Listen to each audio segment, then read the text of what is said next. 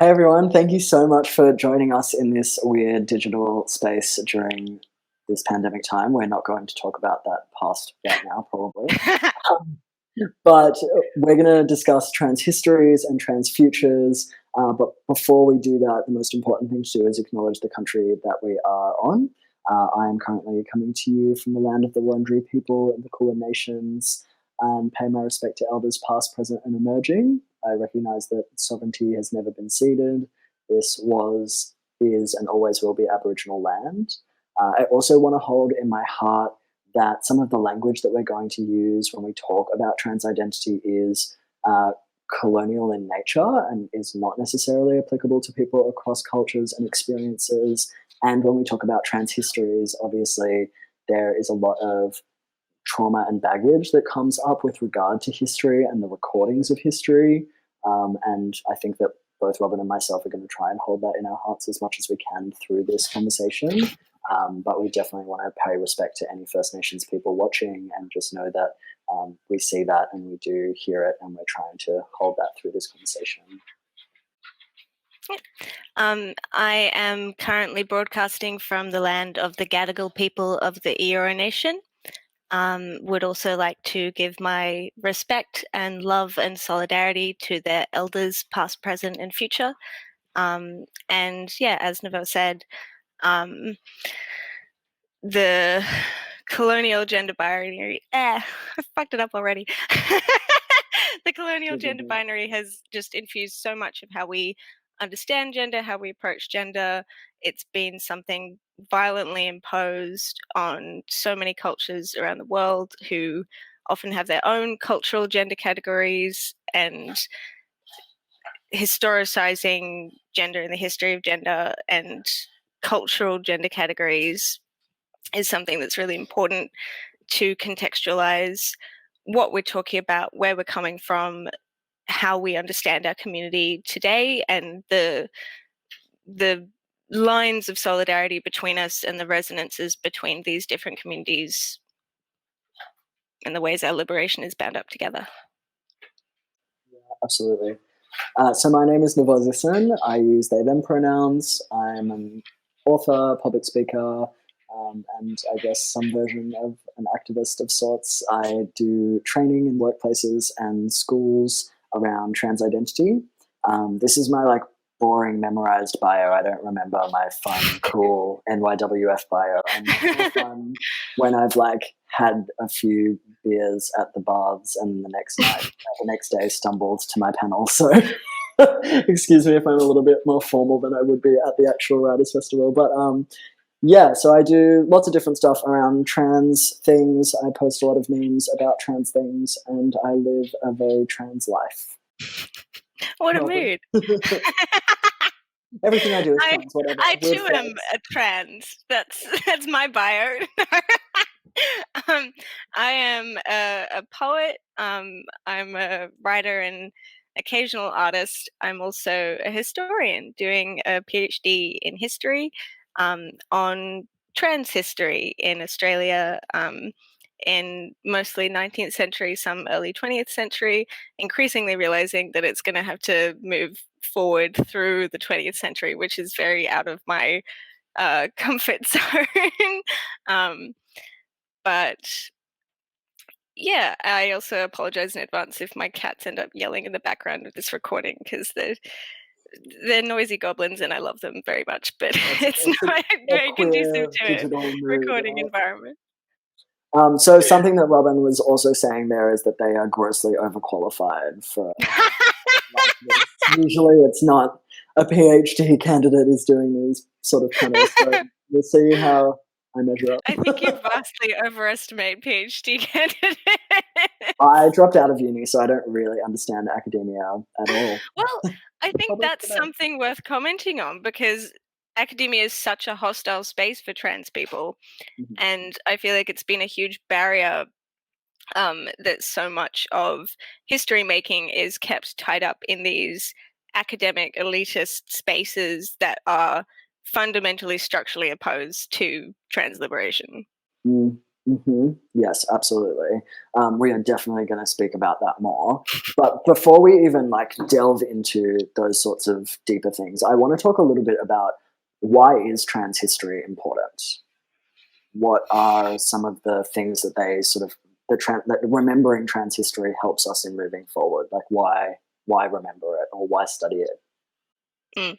So I'm biased as a historian, but I just think that history is so important because unless we know our pasts, we can't truly understand the present and we can't plan for the future. So knowing like who we are, the history of our peoples, the history of constructions of gender, the histories of oppression, the histories of capitalism and colonialism, and all of the forces and material factors that make up the world we live in. If we don't understand those, there's just no moving forward from that point. So I feel like I understand history as something fundamentally in a relationship with the present and the future. And my interest in history isn't just about stuff that's stuck in the past, it's about how the past shapes the future and how the past shapes our liberatory efforts towards the future. Yeah, and I think that that's a really interesting thing about history, right? It's like similar to other disciplines growing up. I always imagined them to be objective. So, history is objective, medicine is objective, science is objective, like all of No. these things that they teach you in school as like this is the version of truth and the only version of truth, that truth is objective and can even be represented.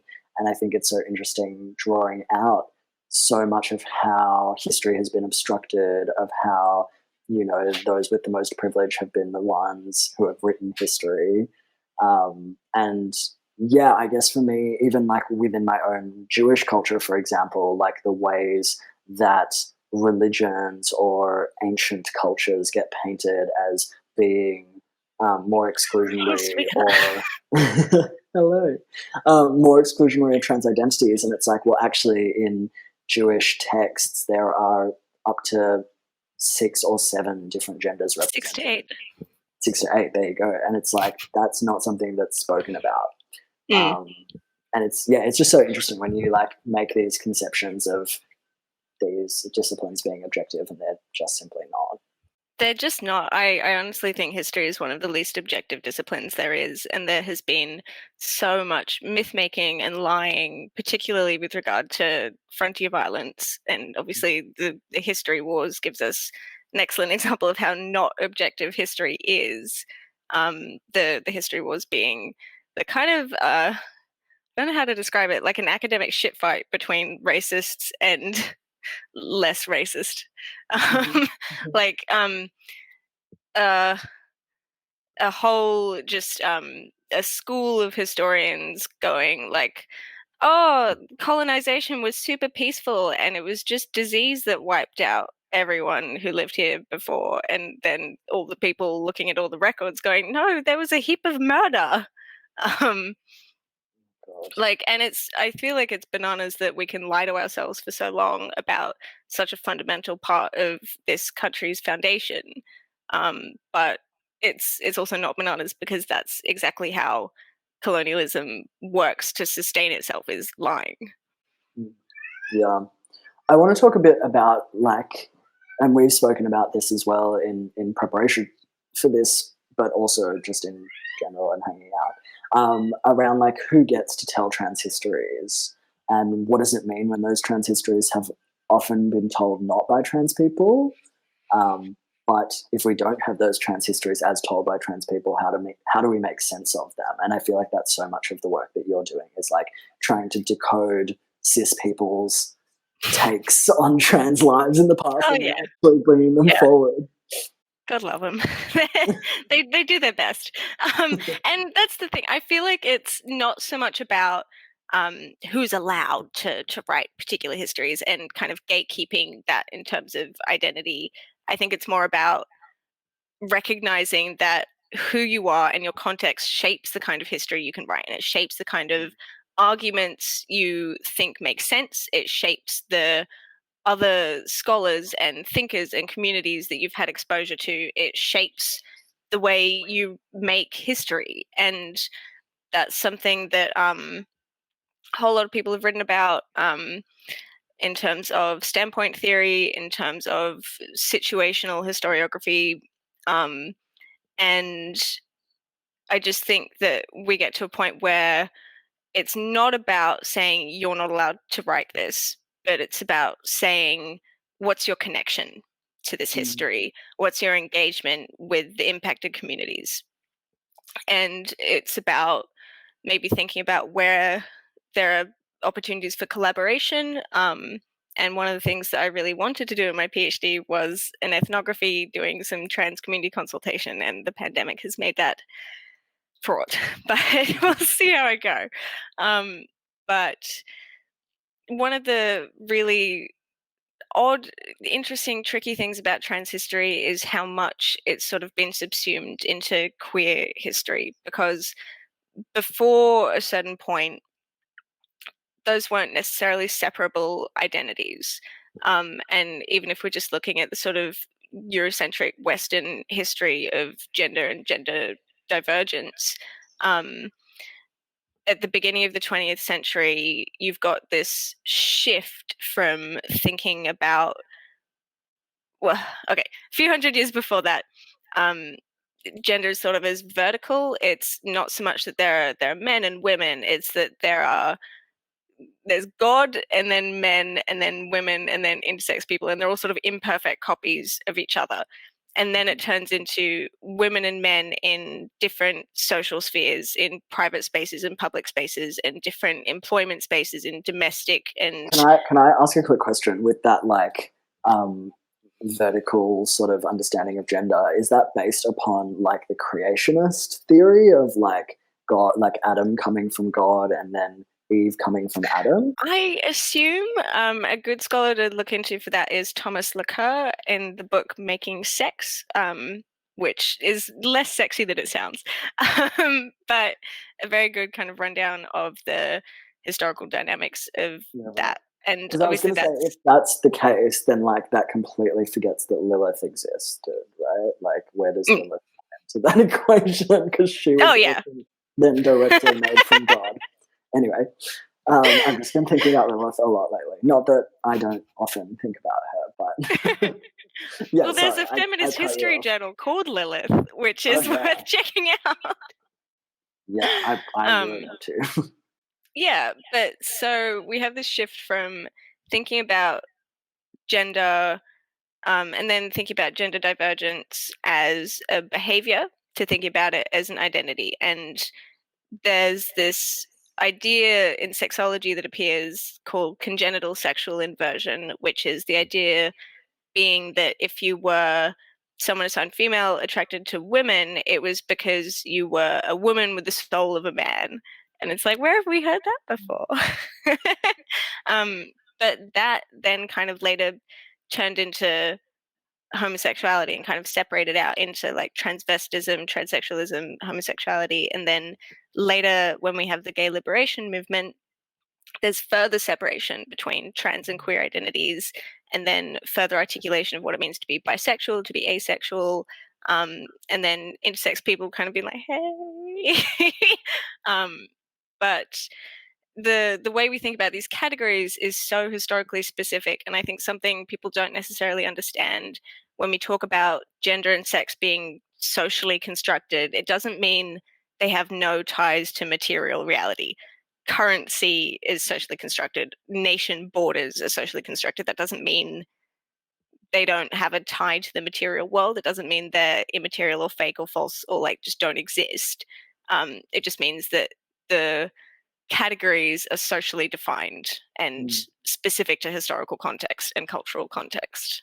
And I mean, that's the case with the evolution of language as well, right? Is that people are like, oh, well, you can't just use they, them pronouns as a singular because that's made up. Oh, well, Shakespeare did. Yeah, it's like Shakespeare did, but also so is all of language. Like, language is made up. What do you do if someone leaves their jacket behind and you don't know, oh, who left their jacket here? You're not going to be like, who left his or her jacket here? I hope he or she comes back to retrieve it. No one says that. Yeah, exactly. Honestly, I remember one time telling my mum, because she wouldn't use they them pronouns as a singular, and I was like, well, Shakespeare did it, and you love Shakespeare. And she was like, yeah, but I think Shakespeare only did it to refer to royalty. And I was like, that's fine. Consider us I'm royalty. okay with this. Not a problem. But not in the like colonizing version of royalty. I don't want to be considered that way. Yeah, well, I'm really interested about this idea. I mean, we could probably talk about this for a whole hour, but like this amalgamation of various identities into one space or one word or one community or one history, and how different that trajectory has been for like Eurocentric history making, and as compared to every other culture and Mm-hmm. every other understanding of the world. Like Mm-hmm. in so much of the research that I've done around gender in other cultures and around different places in the world, there often are like, I mean, these words just cannot be explained in English because it's like Yeah. the They language of are the colonizer. culturally articulated specific gender categories, often, Exactly. like 4 or 5 or 6 or 7, and specific roles often tied to social role. And it is difficult to translate across to English and Euro-colonial norms Mm. because they're outside of those things. Yeah, and often I But think what I've found as well is that like amalgamation of sexuality and gender as being like interchangeable sometimes, which I think mhm, has happened historically when we talk about like white trans history, mm, but is also really culturally contextual, depending on where you're looking, of like that sort of interrelationship between those things. And I think it's always really mhm, interesting as well when people now make such strong points to separate them and are like sexuality, gender, sex, like these are all different things. And for me, I don't I don't really think they are. Like, I think they are deeply embedded in one another. I don't think my sexuality can completely exist without my understandings of my gender. I don't mm. feel like I mean, the I feel like sex. my sexuality only started making sense to me once I figured out my gender. Yeah, right. Um, and it's like if you don't know your subject position, how do you position yourself in relation to other people's genders and attraction to those genders? And Yeah, exactly. Which I think is like a bigger conversation as well about the ways that trans people pivot and change our language in order to Mhm. please cis people. Maybe Mm, not, maybe for respectability politics, but maybe also to access healthcare mhm. and transition. But how much of that then? Navigating medical spaces is so bananas because I feel like I Yeah. keep using the word bananas, but it is. But like that having to kind of reduce your identity down to someone's 40-year-old understanding of what it means to be trans. Mm. And it's just like, oh, I've read And then more how about this much than you like, have. and then how much that informs the writing on the topic, which then informs the history taking. It's like, well, that's what trans people have always said about themselves. And it's like, Mhm, we've said that about ourselves because we know what mhm. boxes we have to tick in order to access what we need. And There were it's literally yeah. handbooks being passed around in the 60s between trans people being like, okay, here's what you need to say to get surgery. Here's what you need to say to get hormones. And then Wow. all the doctors were like, oh, we're so right about this because everyone just fits the same pattern. It's like, because we were reading the books. Yeah, because we talk, because we all know each other, because we've all dated. Like, what do you think this is? I wonder if you have any, like, even just off the top of your head, examples of ways that cis people have written trans history that you've then looked into it and been like, oh, yeah, this is not how it was. Can you think of any? It's also fine if you can't. Yeah. And like, I don't want to. I have so much respect for the people who've been doing these histories. And I think a lot of the time, like I understand where they're coming from, and it's like wanting to look back into history and see themselves reflected across that history and seeing forms of gender transgression and thinking, oh, that's queer. And it's like you're not wrong, but you're also Mm, maybe not considering all of the ways that this is linked to communities in the present. mm, But one thing that just comes up over and over is looking at kind of instances of sustained gender transgression where people lived in a category other than that assigned to them at birth for decades and just like completely comfortably um, lived in every way as that gender, and then that's being seen as a cis gay thing, as if like the language for trans didn't exist yet, so trans people couldn't have existed in any form, and there's no kind of precedent for trans people, but queerness is static and ahistorical, and we can totally look at someone and be like, that's a queer.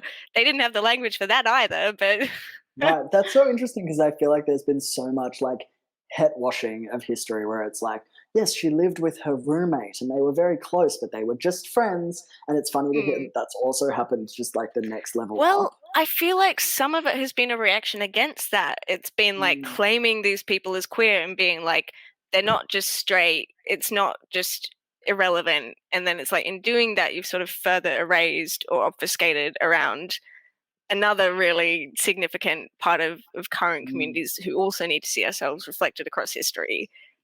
mhm, But there's an amazing scholar who's written a very good book about cross-dressing and inversion in Australia, and her name is Lucy Chesser.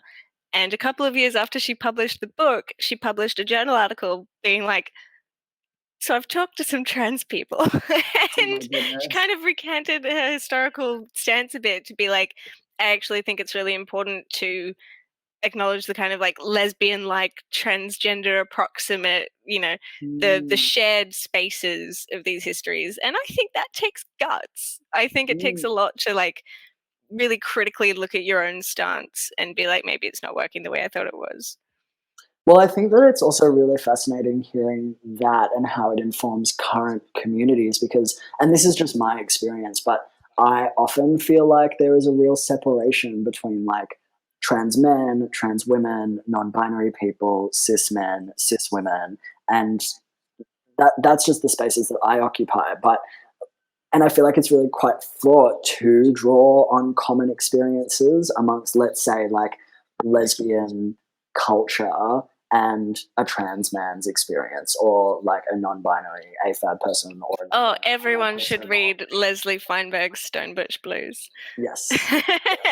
But But it is very it's so upsetting, but you should read it's it so anyway. interesting to me how we want to like separate these communities so much. And I mean, again, this is really just my experience, but in doing so, I felt like I was really um, cutting off parts of myself and cauterizing the wounds and just being like, yep, this is me now and this is who I am. And it's like, I am still a lesbian. I am still a gay boy. I am still, I mean, maybe it's because I'm like fundamentally non binary that I embody like all of these things at the same time. But I just wonder like how we can embrace those aspects of ourselves without it invalidating our identities. Like I know so many people who I guess I would have felt like that early on in my transition when I was a little bit more insecure within where I stood that I didn't want to A draw any baby kind of tranny. comparisons. Yeah, I was like, there's nothing similar about that person as there is to me because I'm trans and I'm like totally separate. And when we look at history, like there's so much kind of interweaving of the trans Mm-hmm. masculine with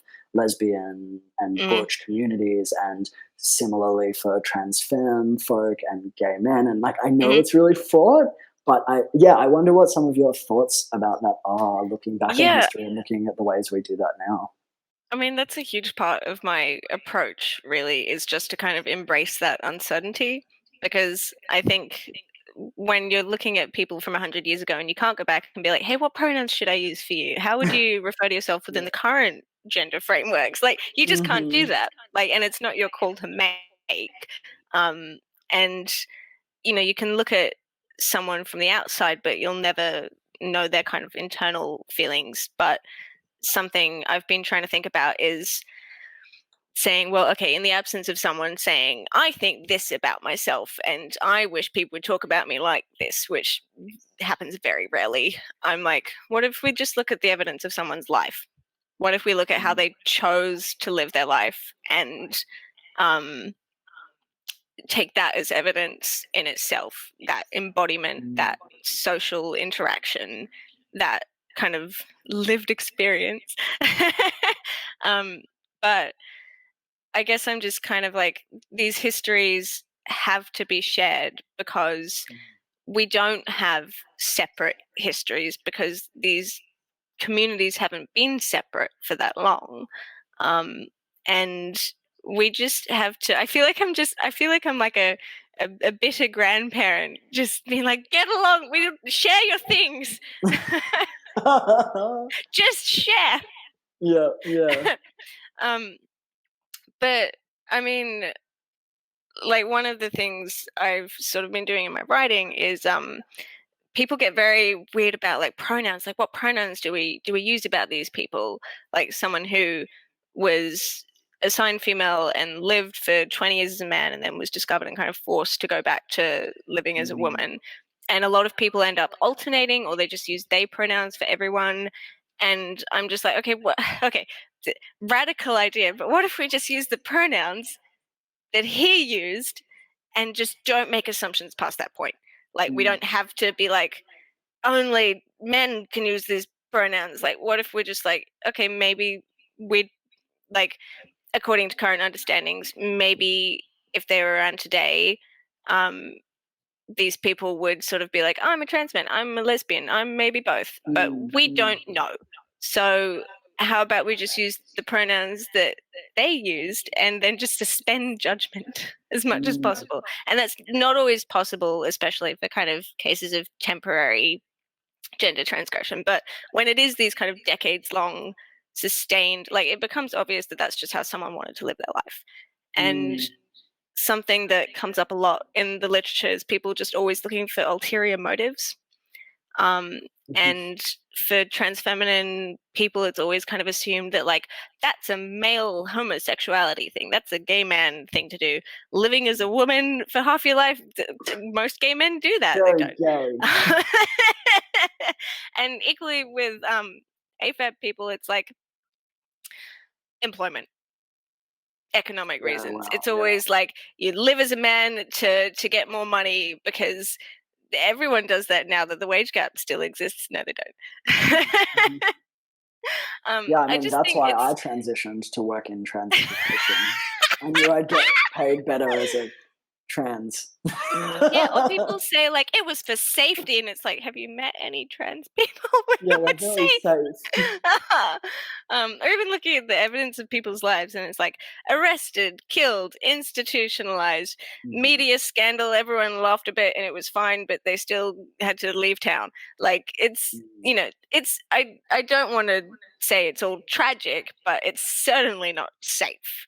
Yeah, it's so interesting the way that you also speak about like the shared histories with these like queer, trans, gay spaces and how gatekeepy people are about that now. Like how, for example, like TERFs will not allow trans women into their spaces, and it's like this is our history, like this is our shared history. And the way that you were talking about like gender nonconformity, like if you look at someone in the past, you don't know what their pronouns were, and they probably didn't know what their pronouns were because that wasn't necessarily language that they had access to. So it's like you cannot actually pull apart who is a gender nonconforming dyke, for example, or who is a gender nonconforming fag and who is a trans person. Like Mhm. those things, I mean, I can barely pull those things apart for myself. So All of the above.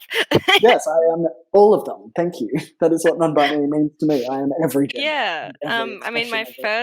my first published journal article got a dreadful response from TERFs, who I suspect had not in fact read the article, Hmm, hmm. because a lot of the things they were saying it did were just either just not in there, or rebutted within the article. Like, they got very mad about identity didn't exist back then. I hadn't used the word identity in the article.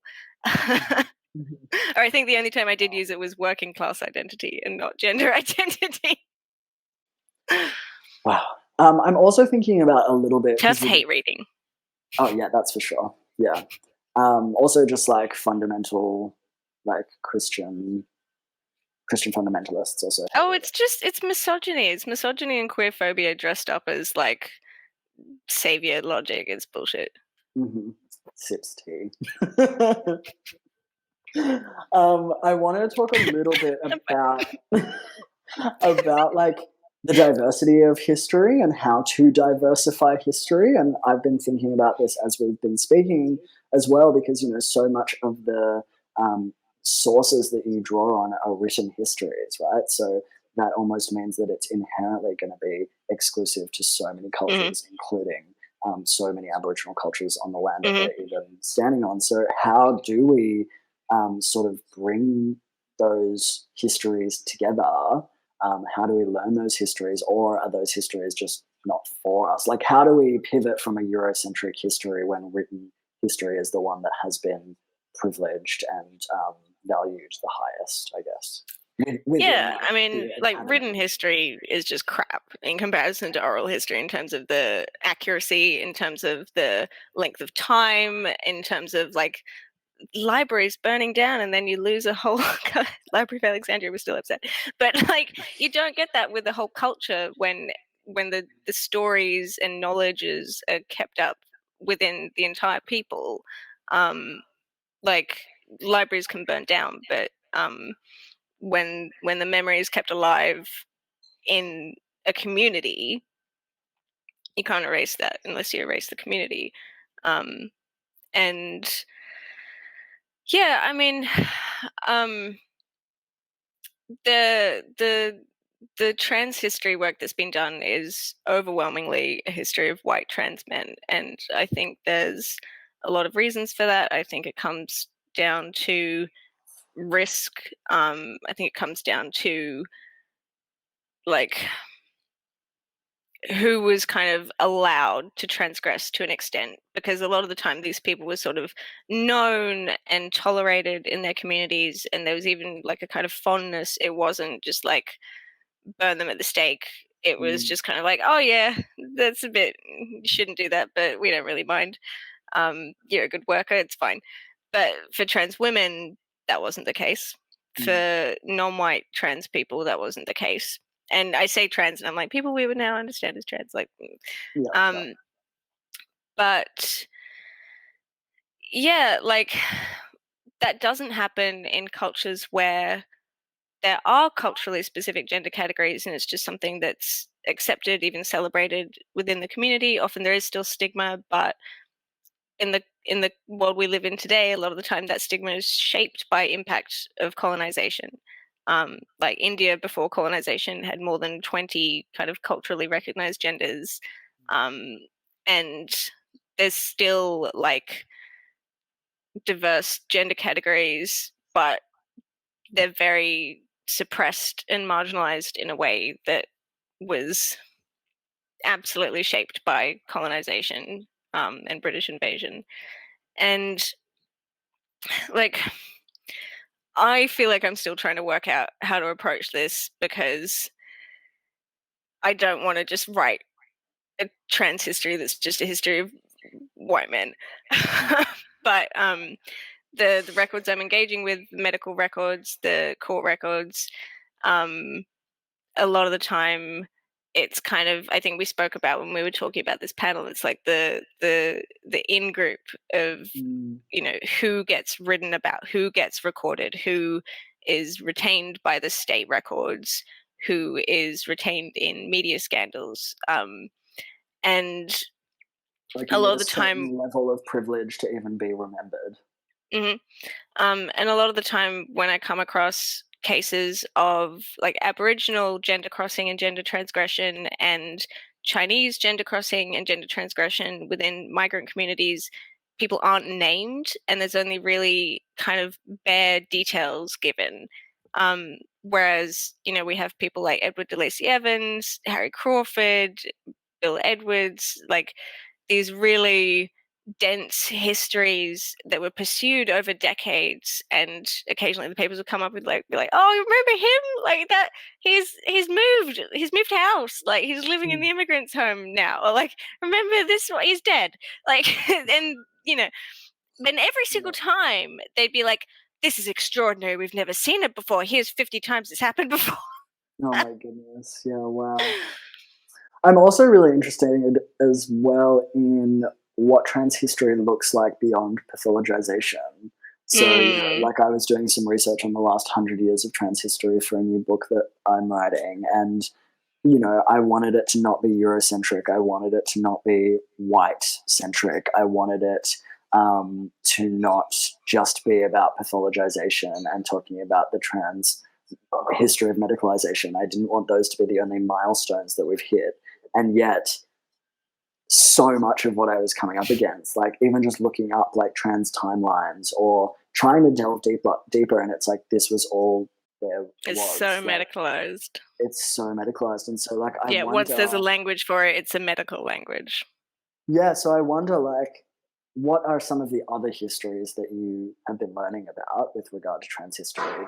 Um, Actually, yeah, go with that question first because I have another one that will take us on a different tangent. um, yeah, I mean, again, it's difficult because in English language academia, a lot of what we have is bullshit white gaze anthropology. Um, but there are absolutely a lot of texts written, not necessarily historical texts, but also like my area is um, Australia 19th century, so I've probably not been reading widely enough. But there are a lot of like particularly a lot on First Nations Turtle Island folks, of which there are just so many cultural gender categories. And like Pacifica culture has so many as well, like um, Fa'afafine, sorry. And I wrote some down because there's a whole long list. And I do not have them written on this bit of paper. Here we go. Hang on. Nope, they're not on that bit of paper. Well, yeah. There's too many to remember. Yeah, absolutely. I mean, Like you don't every have to. culture that has existed basically has had so many different configurations of gender, and a lot of them like very much still exist. Like sister girls and brother boys in Aboriginal and Torres Strait Islander cultures, and it's just not something that is relegated to the past, and it's also not something that I feel like I can speak on without consulting the people belonging to those communities now. Yeah, so I guess, yeah, my question around pathologization and remembering histories that aren't just medicalized, I'm also interested in looking forward. What are some of the histories that will be spoken around these times? I'm so interested if trans history in 100 years or 200 years will also be pathologized, or what it's going to look like when we come into these sorts of uh, not really new ages, but I guess within the contemporary framework in which we're moving in, aka the Eurocentric kind of colonial mentalities. But I wonder whether this new kind of post-gender, more non-binary breaking down of these categories, I wonder what that will look like to historians in 100 years' time, and whether we will be talking about resistance and about protest and about radicalism, or whether we'll be talking about assimilation and how well trans people manage to fit in, or at this point in time. And yeah, I don't know. I'm so interested in what that might look like. I think we're on a trajectory away from that medicalizing space. And I think in a lot of ways we're kind of lagging a bit behind queer community on that front. Although that said, asexuality is still pathologized. Mm-hmm. But something that happened when homosexuality was taken out of the DSM was they brought in gender identity disorder, and they also brought in a sort of in-between category that was like pathologizing being closeted. So it was like, we're not pathologizing queerness. It's so stressful to be closeted. It's like the social impact of being queer in an unaccepting society, which is basically what we now have with the category of gender dysphoria, which is like, we're not directly pathologizing being trans. We're just saying that being trans is so difficult that it usually ends up resulting in mental illnesses. Which is not the case when social and community and family support exists. And I think something that is always really important is that when we talk about the huge rates of mental illness and trauma in trans community, that needs to be coupled with the fact that those statistics change with social change. Because otherwise it just ends up being another avenue for pathologizing transness and trans existence. But the ICD, the International Classification of Diseases, has taken transsexuality out, and is replacing it with a category called gender incongruence, which is no longer in mental illnesses and is now listed in conditions of sexual health. And the ICD also has listings for things like old age and pregnancy. So it's not all pathological, it's so that there's an insurance listing. But it is still interesting to me because we don't have categories for everything. And like a lot of the time, some of that movement for depathologization is kind of compromised by this idea of like, but we have to be able to access insurance, so it has to be medical so that we can access insurance, which is a conversation that's hugely shaped by the kind of US-centric nature of so many of these projects, and like the DSM is US-based. But yeah, like that to me as a disabled trans just has me being like, well, why can't we just give everyone healthcare without the pathologizing? Yeah, and I think that's also really interesting with regard to like intergenerational relationships and some of those dissonances that exist sometimes, right? It's like I interact a lot with older trans folk who do medicalize and pathologize their own transness, and it's like I so respect that that is your journey and that is the context in which you came from and that is the language that feels empowering to you, but please don't use it in public and for it to like reflect onto me. Like if we're on panels together and then I'm like, yes, that is super valid.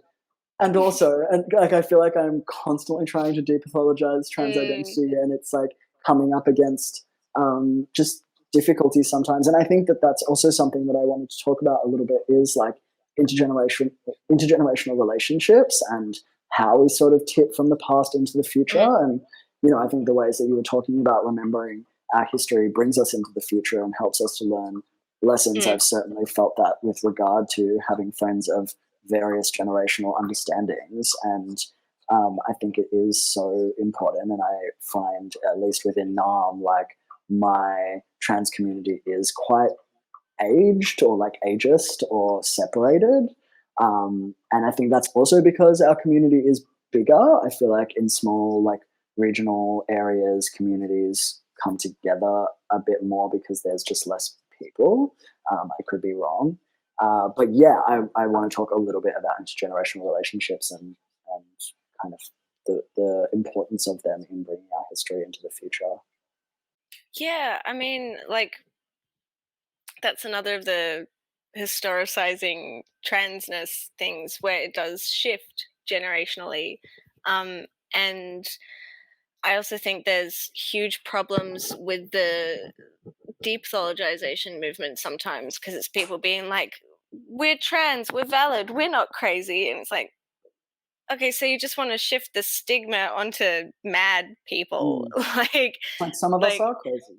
Yeah, like, but also, like, for me, fundamentally, the problem with pathologizing transness is because then you end up with like a curative model where it's a disorder, it's a problem that needs to be corrected. So you end up gatekeeping medical treatment. You end up putting the authority of accessing transition-related healthcare into the hands of overwhelmingly cis people.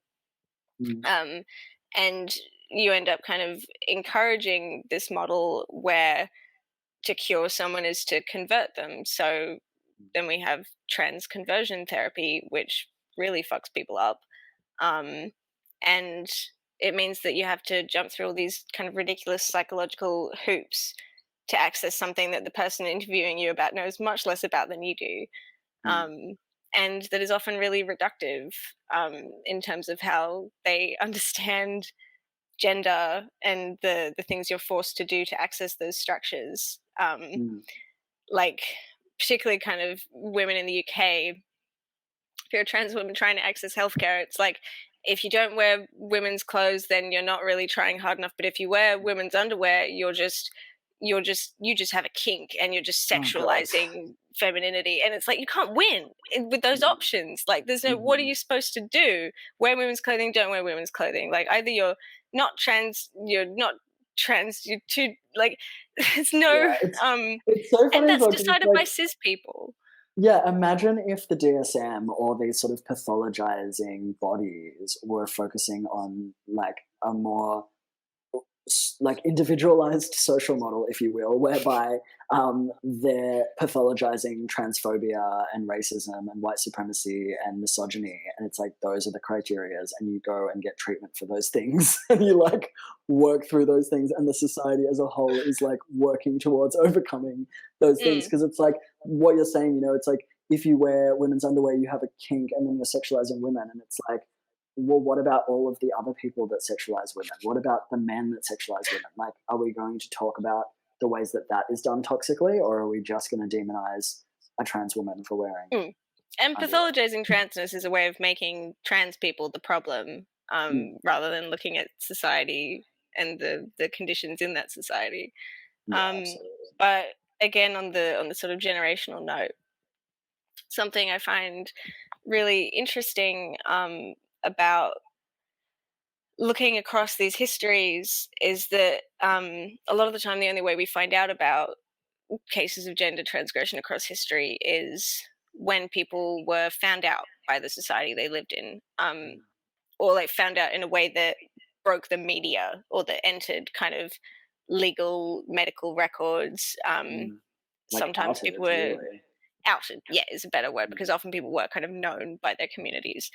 Um, but sometimes that would happen during autopsies when people died, and then they would be like, "Oh my goodness, we didn't expect this," or it would happen when people were institutionalized or arrested, or you know, if they had to go to hospital for something, um, and there is just such a, you know, reading about these cases, it's like someone's arrested and they're 17, someone's taken to an aged care home and they're in their like 60s 70s and they've been living as a man for 51 years, and um, that's in 1939 hardcore pain, mm, and you know, Winifred Wilson, who I think was also in her 50s in 1921, and like just this incredible diversity of really young people and people who are a bit older, and like it blows my mind when people kind of think that transness is something new or recent when mm, the language that we have is recent, but the experiences are just echoed across so many times and cultures, and there's so mm. much resonance, um, and I just feel like it's so impossible to say that it's something recent unless you're erasing everything that's come before us. Yeah, and I mean, so much of that stuff still happens, right? Like, I used to do professional development and healthcare training within the aged care sector, and it's like that is still an ongoing issue. You know, the surprise that people might get when a trans person comes in and they see a body they weren't expecting. Like, that is absolutely Hmm. history repeating itself over and over. I'm conscious of the fact that we only have 2 more minutes. We don't have to go to an audience Q&A, which is a semi relief in some ways. But also, we do miss you because National Young Writers Festival audience is always the best. Yeah, I want to just thank leave us you. with like a final question of just looking towards trans futures. Like, what sorts of things do we want to see? How do we want the history of the time we exist in now to be remembered? Like, what do we want um, in our lifetimes, at least, and maybe further for those Mm, things to look like? I want fully automated gay space luxury communism. I love it.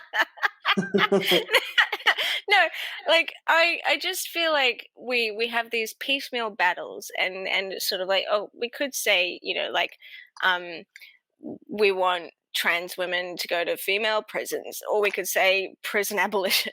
You know, like we could say we I like want hormone therapy and surgical reassignment to be on Medicare, or we could say healthcare for everyone and like make it free and mm, make it good, which we don't have in Australia, which people kind of assume that we do sometimes.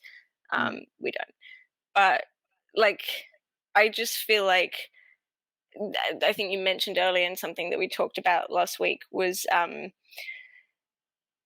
whether our futures look like assimilation or liberation, and whether it's about assimilating into the dominant norms, the kind of normative social relations, or if it's about making our own way and doing that in solidarity with other marginalized communities. And that's the one that I'm far more interested in.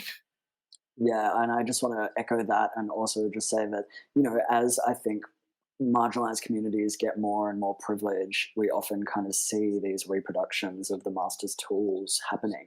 I see it in like young gay kids who are still really transphobic or just haven't experienced the same sorts of oppression, which I obviously haven't experienced the same as, generations before me. And so I guess my hope for the future is that we will learn our histories and we won't forget what happened before us, and we will carry that in our bodies, because that's what intergenerational trauma looks and feels like anyway. And yeah, that we won't reproduce those same systems when we gain access to certain things. And I hope that we can do that with some generosity of spirit to each other, intra-community, to those intergenerational relationships, to between trans community and queer community and everyone else. Like, I think it's possible to be staunch about our convictions without being cruel to each other, and I think that's something that can be quite difficult. Like, when we are a community that's like been so just incredibly fucked over at every turn. Sometimes that just makes us cruel in turn, but I think it's possible to be fierce and loving at the same time. I think that's a beautiful note to end on, staunching our convictions and not cruel to each other. I think those are beautiful hopes for the future. Thank you everyone so much for joining us. I will see you next year at the Bards and all over Newcastle. I literally cannot wait. But yeah, thanks for joining us and sending our love to all of you in these challenging times.